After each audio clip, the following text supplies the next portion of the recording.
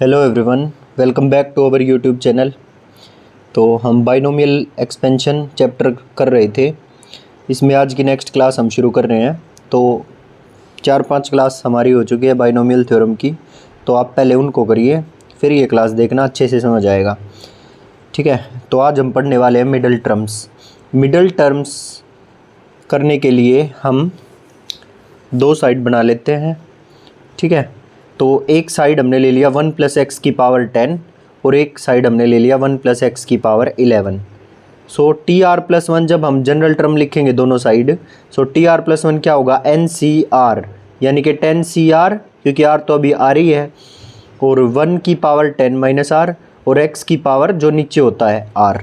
इधर भी ऐसे ही किया, TR+1 = 11CR डॉट 1 की पावर 11 - R, वो 1 ही रहेगा, और x की पावर जो नीचे है R। तो नंबर ऑफ टर्म्स कितनी होंगी इसमें? नंबर ऑफ टर्म्स अगर पावर 10 है तो 10 + 1 होती हैं, 11 टर्म्स होंगी। यहाँ पर नंबर ऑफ टर्म्स कितनी होंगी? 11 + 1 यानी कि 12 टर्म्स होंगी। तो 11 जो ओड नंबर है, इसकी तो मिडल टर्म होगी 1, और जो इवन नंबर ऑफ टर्म्स है जिसमें, उसकी मिडल टर्म्स 2 आएंगी। कैसे? देखो, जैसे 4 जने हैं, 1 2 3 4, इवन नंबर है ना ये, तो इनमें मिडल में कौन होगा?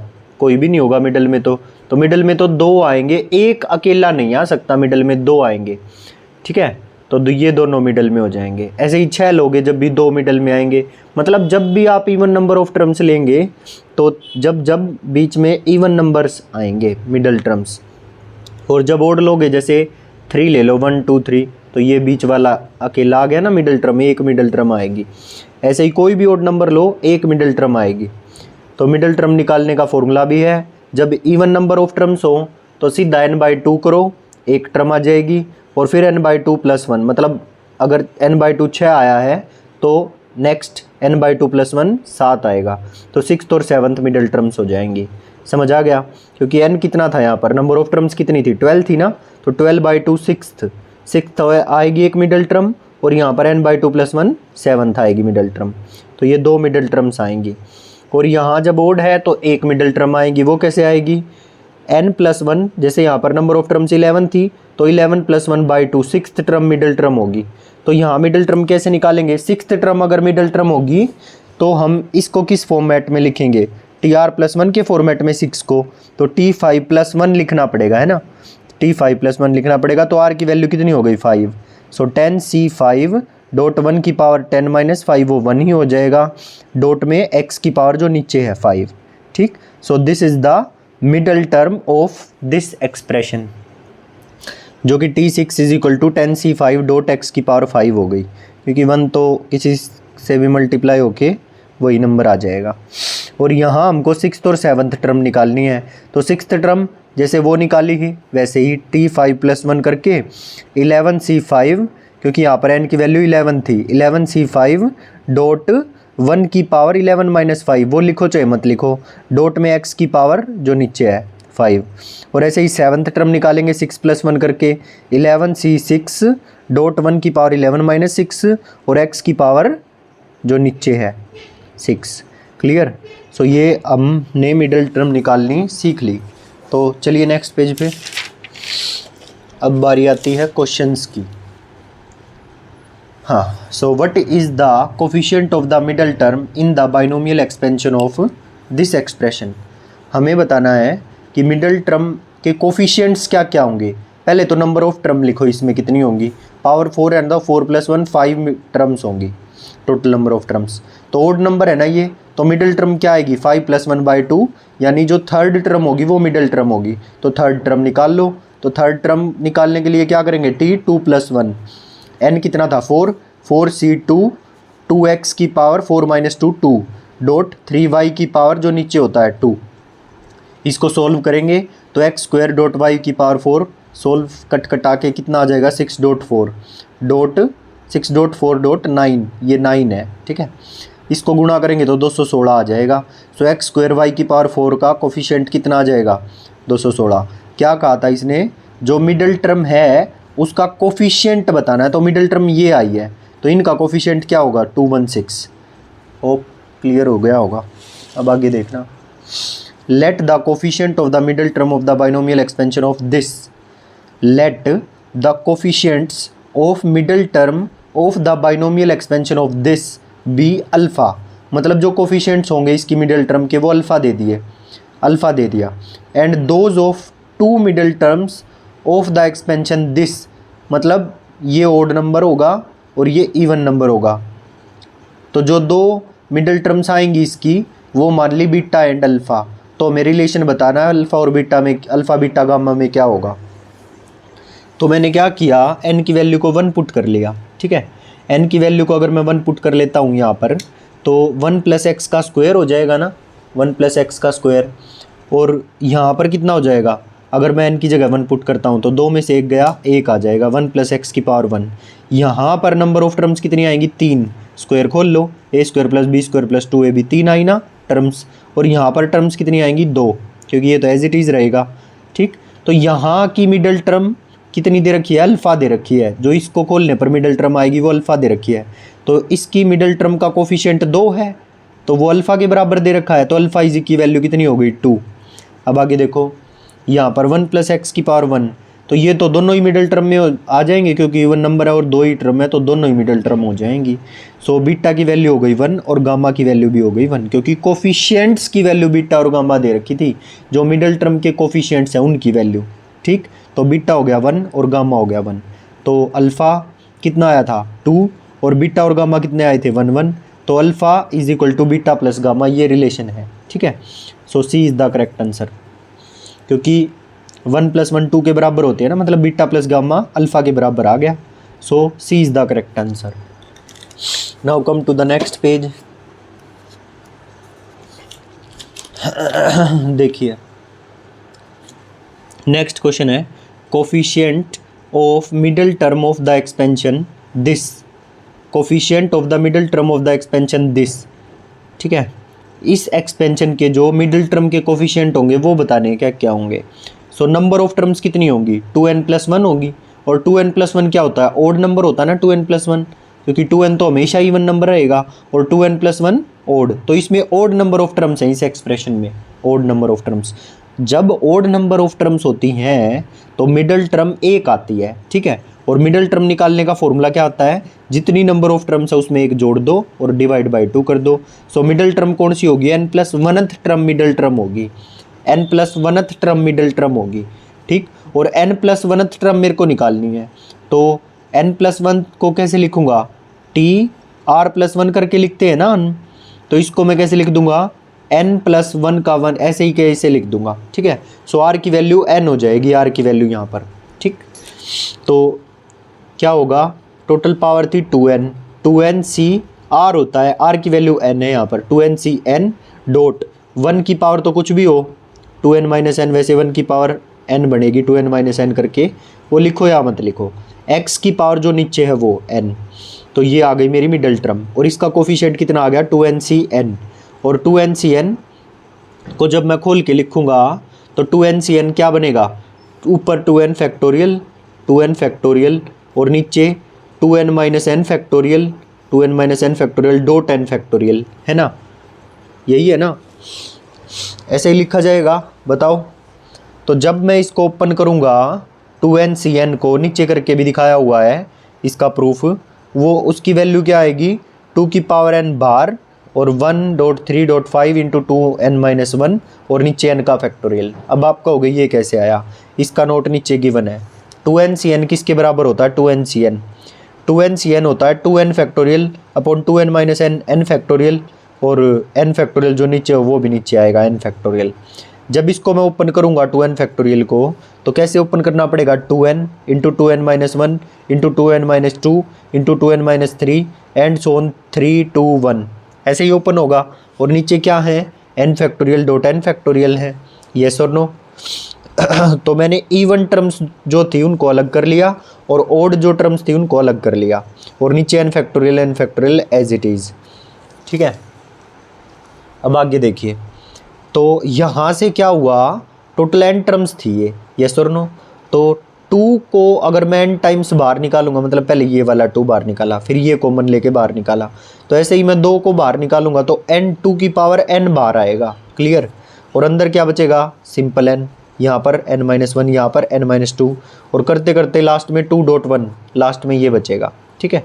और वैसे ही यहाँ पर क्या करेंगे, ये एज इट इज़ लिख देंगे 2n-1, 2n-3, 3.1, फिर 2 की पावर n, और ये क्या बन गया, ये n फैक्टोरियल बन गया, n फैक्टोरियल लिख दिया, और ये एज इट इज़ जो ओड टर्म्स का वो था, n फैक्टोरियल से n फैक्टोरियल कट गया, बचा क्या 2 की पावर n, और ये सारा 1.3.5 ओड नंबर्स का जो सीक्वेंस आ रहा है, ये 1.3.5 है ना सारे ओड नंबर्स 2n-1 तक, और नीचे n फैक्टोरियल।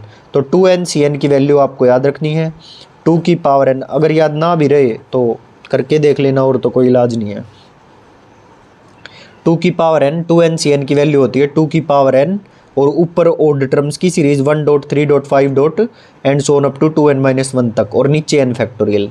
तो ये 2n-Cn की वैल्यू आती है, और 2n-Cn यहाँ पर आया था, तो 2n-Cn की वैल्यू हमने लिख दी 2 की पावर n, और ये odd term series 1, 3, 5 and so on up to 2n-1, और नीचे n factorial. This is the right answer, ठीक। तो कौन सा ऑप्शन करेक्ट हुआ, 2 की पावर n, ये बी ऑप्शन इज़ करेक्ट, 1, 3, 5, और इसमें तो n है ना, यहाँ पर n फैक्टोरियल है, तो ये ठीक है। चलते हैं नेक्स्ट क्वेश्चन की तरफ, होप आप सबको समझ आ गया होगा।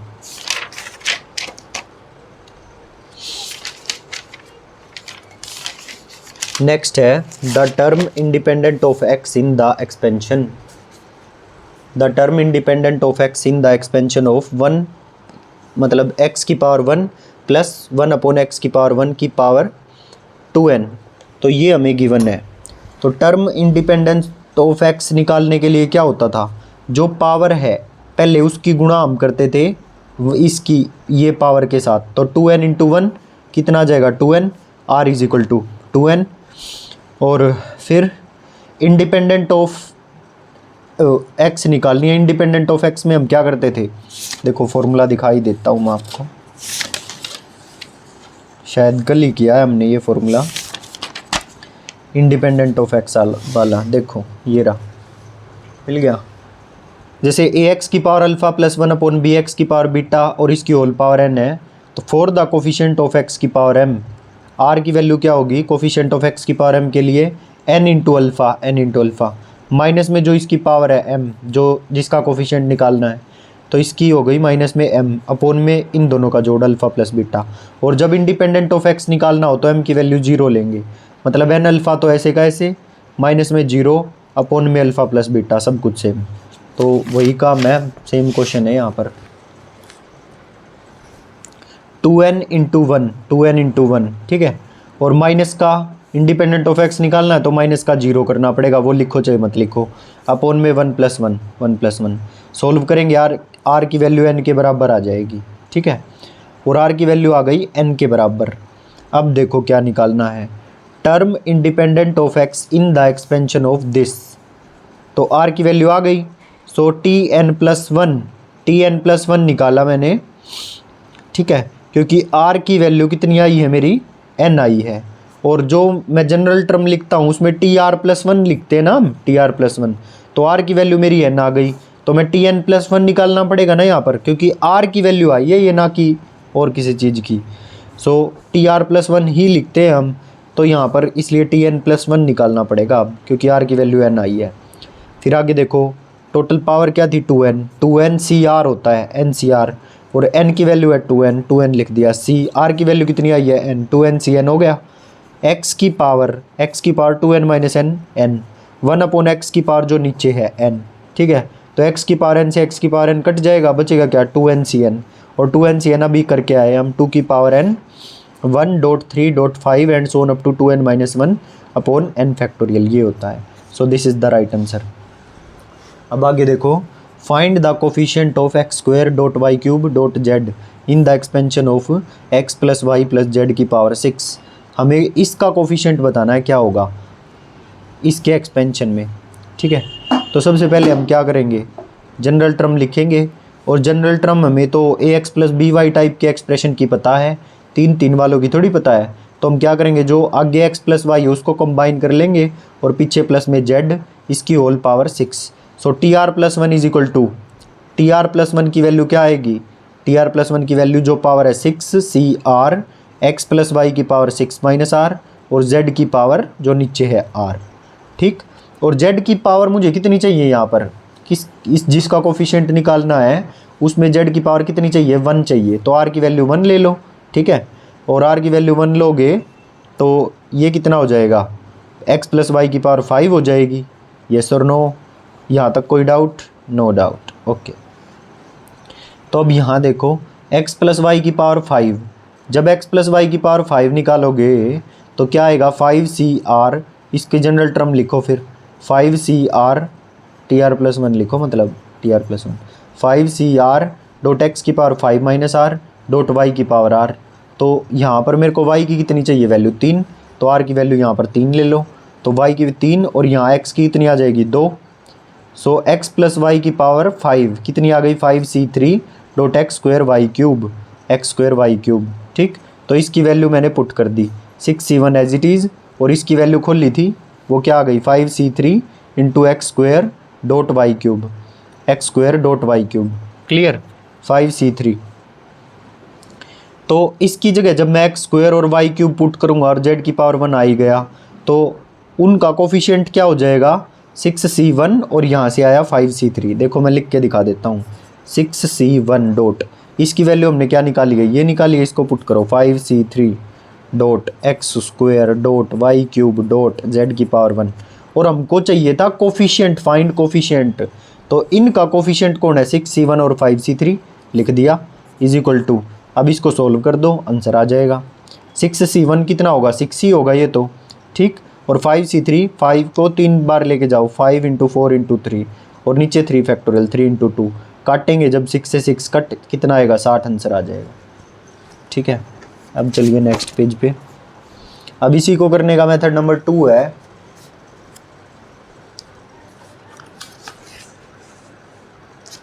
इसी को करने के लिए मेथड नंबर 2 देखिए। अब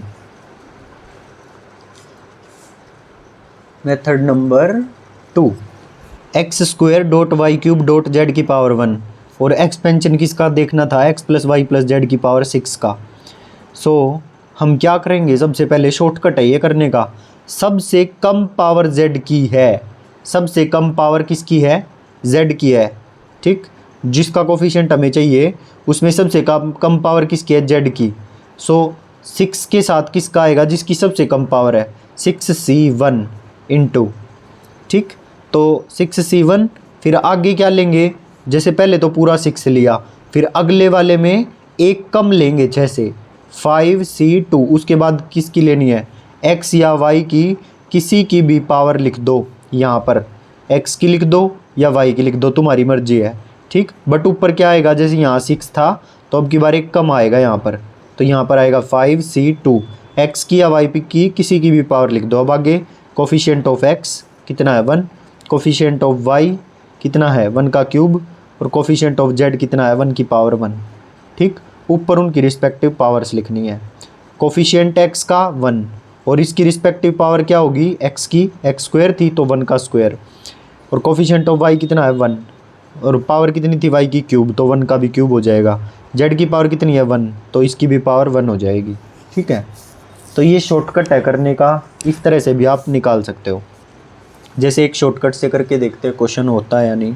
हमें कोफिशिएंट निकालना है इसका, इस एक्सप्रेशन में से, और ये 3 वाला एक्सप्रेशन है, तो हमको क्या करना है, 5C सबसे कम पावर जेड की, 5C1 डॉट 4C, दोनों में 2 है, x की पावर लिखो या y की पावर लिखो, 4C2 लिख दिया मैंने।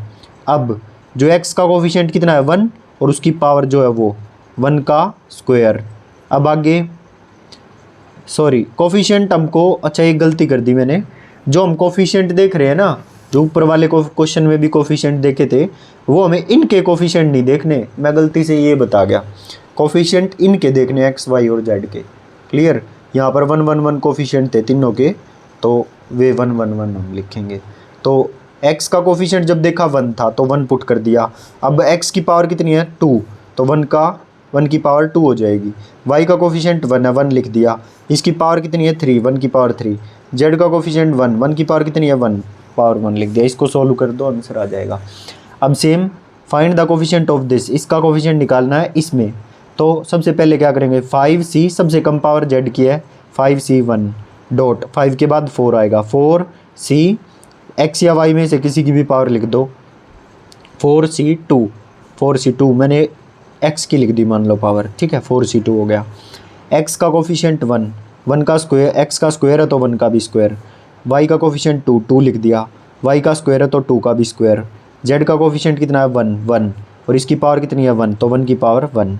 इसको जब सॉल्व करेंगे तो 120 आंसर आ जाएगा।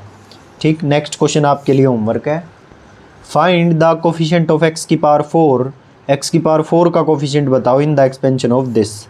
देखते हैं कौन बता पाएगा। अब आगे देखिए, नेक्स्ट है greatest term of the expansion निकालना। ग्रेटेस्ट टर्म को हम कैसे निकालते हैं वो सीखेंगे। पूरे एक्सपेंशन में सबसे बड़ी यानी कि सबसे ग्रेटेस्ट टर्म कौन सी होगी वो निकालना, and this is very very important for your exams. ठीक है, सो शुरू करते हैं।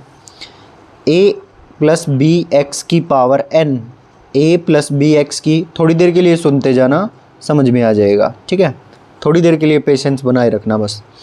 a प्लस बी एक्स की पावर n अगर है, ठीक है, तो हम क्या करेंगे, n में से r-1 ऊपर घटाया और नीचे r, जो पावर n है उसमें से r-1 ऊपर घटाया और नीचे r एज इट इज़, और डॉट में mod B X upon A, मतलब this divide by this B X upon A, mod B X upon A, this will be equal to 1। तो ये कंडीशन याद रखना। Greatest term of the expansion निकालने के लिए सबसे पहले हमने क्या किया है, a प्लस बी एक्स की पावर n का क्या किया, n में से r-1 घटाया और नीचे r as it is, n minus r-1 upon में r, magnitude of B X upon a, this will be equal to 1, इनकी प्रोडक्ट 1 के इक्वल आएगी। अगर r इंटीजर है, हो सकता है r डेसिमल में हो, ठीक, तो अगर r इंटीजर है तो tr+1 and tr will be greatest, तो tr+1 और tr क्या आएंगे, ग्रेटेस्ट आएंगे। और अगर r डेसिमल फॉर्म में है तो r का ग्रेटेस्ट इंटीजर फंक्शन लो, मान लिया k आएगा, tk+1 निकालो, tk+1 ग्रेटेस्ट होगी। हमको तो ग्रेटेस्ट टर्म निकालनी है ना, एक्सपेंशन की कौन सी होगी, तो वही चीज़ इससे पता चल जाएगी। अगर r इंटीजर निकल के आता है तो tr+1 and tr will be the greatest, और अगर r डेसिमल में निकल के आता है तो उसका ग्रेटेस्ट इंटीजर फंक्शन लो, k आया मान लो, so tk+1 will be the greatest. चलो एग्जांपल से देखते हैं। Find the largest term of the expansion, इसका लार्जेस्ट टर्म निकालो, क्या होएगा, when x is equal to 1, और x की वैल्यू हमें 1 दे रखी है। ठीक है, तो हम पुट कर देंगे। देखो हमें क्या करना था, जो पावर है 15, मैंने 15 पावर ले ली, तो चलो फॉर्मूला लिख रखा है, एक बार पढ़ लेते हैं। n माइनस r-1 करना है, अपोन में r करना है, 2x/3 लिखना है और अपोन में 1 करना है। इसका मोड इसके साथ गुणा करेंगे जब 1 के बराबर आएगा।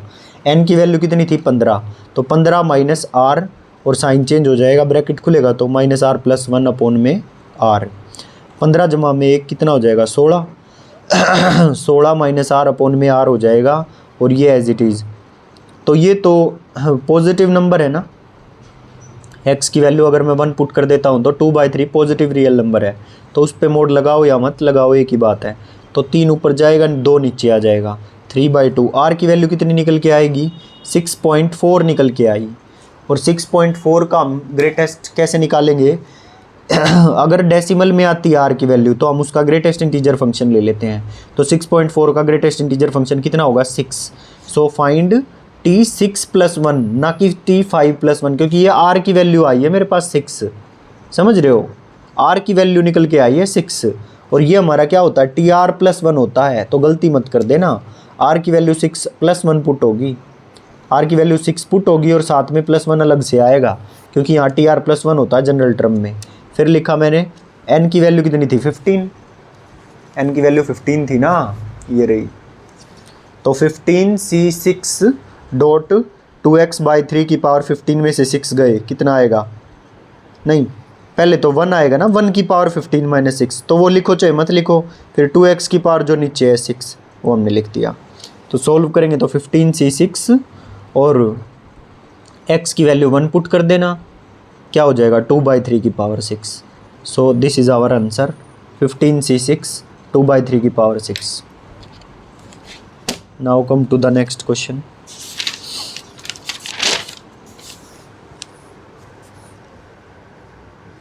नेक्स्ट है 2 + 5x की power 15, find the largest term when x is equal to 1/5।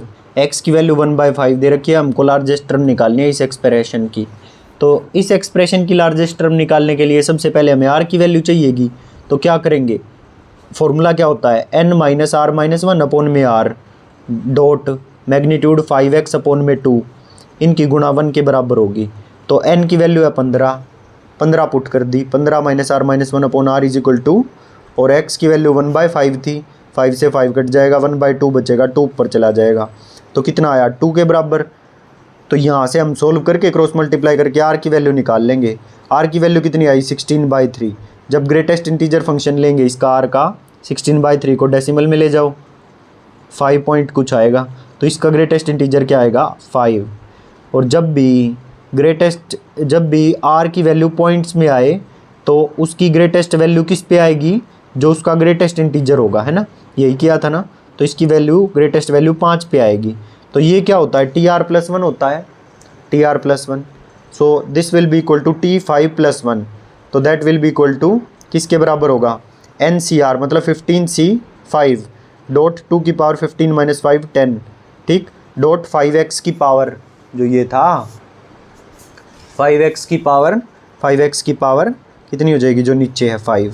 Solve करेंगे 15C5 और आगे x की वैल्यू पुट कर दो, 1/5 थी x की वैल्यू, ये रही, इसको पुट कर दो यहाँ पे x की जगह पे, तो 5 से 5 कट जाएगा, 1 की पावर कुछ भी करो कोई फ़र्क नहीं पड़ता, खाली 2 की पावर 10 बचेगा। This is the answer. अब एक क्वेश्चन आपके लिए है, find the coefficient of x की cube in the expansion of this. इसकी एक्सपेंशन में x की क्यूब का कोफिशिएंट बताना है, ठीक, ये होमवर्क आपके लिए। तो ये थी हमारी आज की क्लास, होप आप सबको पसंद आई होगी। नेक्स्ट क्लास में हम नेगेटिव बाइनोमियल शुरू करेंगे। नेगेटिव बाइनोमियल हमारा ख़त्म हो चुका है, छोटा सा टॉपिक है नेगेटिव बाइनोमियल, 1-2 क्लास में ख़त्म हो जाएगा। मिलते हैं नेक्स्ट क्लास में। चैनल को सब्सक्राइब नहीं किया हो तो सब्सक्राइब ज़रूर कर लेना, और एक कमेंट छोड़ के ज़रूर जाना अगर आप यहाँ तक आए हो तो। पूरी वीडियो में मैंने एक भी जगह नहीं किया कमेंट करो ये वो, बस अगर आप यहाँ तक पहुँचे हो तो आपको ज़रूर कुछ समझ आया होगा, और कमेंट करके ज़रूर बताएं कि आपको समझ आ रहा है या नहीं। मिलते हैं नेक्स्ट वीडियो में, थैंक यू।